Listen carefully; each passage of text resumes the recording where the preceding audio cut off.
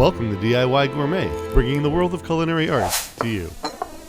In this video, we are cooking a frozen quarter-pound beef patty on the stovetop in a pan.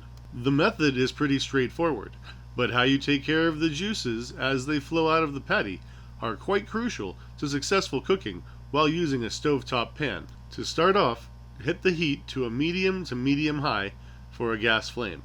After the pan is nice and hot, you're going to lay the burger patties down, and once they're laid down, you're going to put a tablespoon of oil in between them and shake them up a bit. You're going to let them cook like that for about 4 minutes, and after that, you're going to flip them over. Cook them for about another 4 minutes, and after that, turn the heat down low, add any black pepper, garlic powder, a little bit of salt if you like, and cover them up for about 2 minutes. Let them stew in their own juice, so to speak, for that last 2 minutes, so the heat can kind of equalize within the burger patty and let it cook without being all tough and chewy on the outside. Because that's the problem with frozen burger patties, is if you don't treat the meat proteins well, the fact that they've been frozen into a patty makes them rather delicate when you're trying to turn them into a nice juicy patty in the end. And there you have it, folks, a nice medium patty stacked up for your enjoyment, made on the pan, not too much fuss about it.